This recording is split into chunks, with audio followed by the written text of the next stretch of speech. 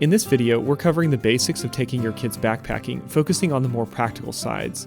And we'll share 10 tips to make it go smoothly, the gear that I brought on this trip, and also some gear comparisons.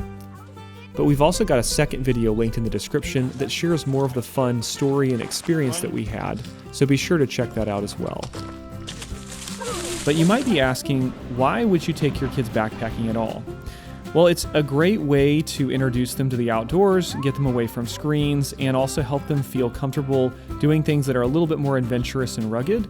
And then they realize that this can actually be fun. It's an amazing way to build family memories and for your kids to learn to handle a little bit more discomfort like rain, bugs, and dirt. And that confidence carries forward as they get older. There are also many incredible places that you can really only see if you're backpacking, spots most day hikers won't see. And starting out with a short local trip is a great way to get your kids into it. Now, backpacking with kids is similar to backpacking with adults, but there are some things that you'll want to keep in mind. So the first one is to tailor the trip to your kids' ages. I think 6 is a good age to start. A 6-year-old can usually go a few miles, and that really opens up a lot of options. What you should do is take your kids and just try a practice hike and see how far they can go before your first trip. Keep the trip short. I recommend starting with an overnight trip. This is really low stakes, and it's much easier to plan, and if you forget something, it's not the end of the world. Now, keep packs light. Adults can carry about 20 or 25% of their body weight, but for kids, it's better to aim for 10 or 15%, which isn't much. So you're going to be giving them the lighter, bulkier stuff like their sleeping bags and their clothes, and then you can carry the rest. Okay, let's keep going. We've got a mile through the river. That's almost there. Come on, you can do it.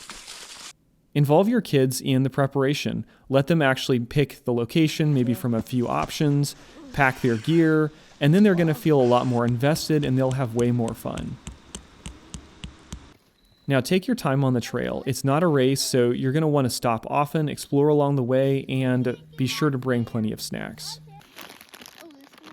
Once you get to camp, get your kids involved. Let them pitch the tent, filter water, gather firewood, make food, all that stuff. Kids love being part of the process, and it really turns these chores into an adventure.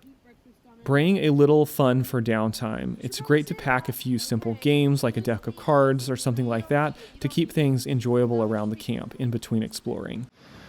All right, so we just finished setting up the tent here, and I want to tell you a little bit about the gear that we use before we pull it all out. So I've got, this is my 11-year-old's backpack. It's a Fox 40 and about 40 liters. And so, the main thing with kids' backpacks is they are smaller depending on their age. And so I have a much bigger pack. I've got a 65-liter pack because I know that I'm going to have to carry some of their stuff. So I want to show you a little bit about what I actually, what they're carrying and what I'm carrying. This is my son's, he's 7 years old, and this is the Fox 30. So these are basically like mini-me versions of the full adult packs, similar features, but they are kind of small. And so you'll see these down sleeping bags are great because they're very compressible.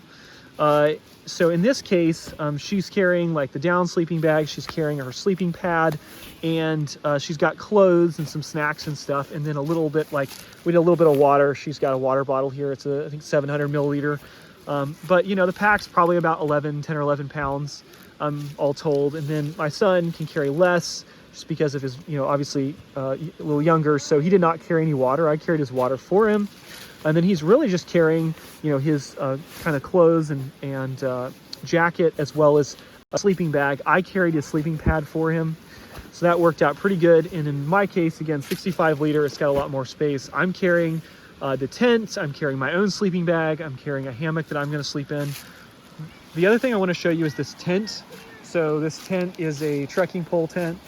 These things are really fantastic because they're very lightweight. And what you can do is you're bringing the tent poles are actually trekking poles, and then the whole tent weight is down. So this tent packs down really small.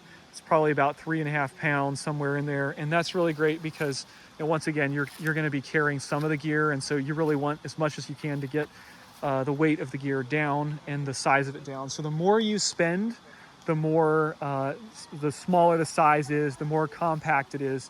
So just keep that in mind. Obviously, you have to work within your budget, but you do kind of get what you pay for.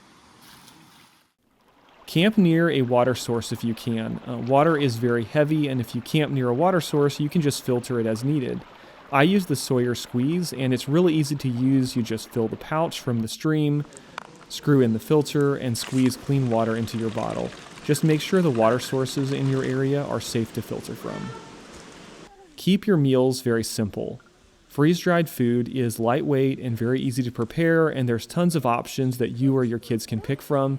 You just boil water, pour it into a pouch, stir, and wait a few minutes. It's surprisingly good, and you can eat it straight from the bag. That's pretty good.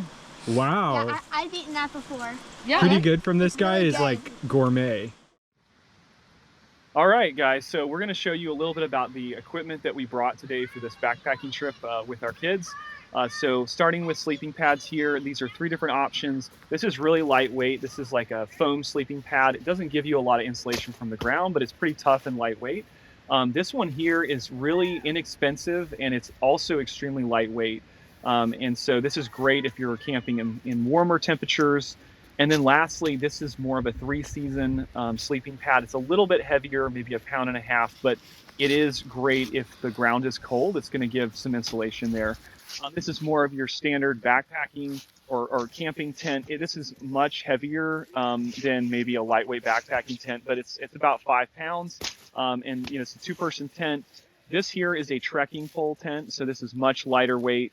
It's about maybe 3 pounds, and you bring trekking poles with it. So it's a really fantastic option if you want to get your weight down. So let's talk about sleeping bags. Here's some options. So this is a really great option over here if you want something small that fits in your kid's pack. It's rated to 50-degree weather, so it's not great for colder temperatures, but it's pretty lightweight. It's maybe almost 2 pounds, but it's really great. If things get colder, this pack here is a down pack, and it can compress really small, so you can smash it in your kid's pack, and it's very nice and lightweight, and it handles colder temperatures, and this is a more affordable one.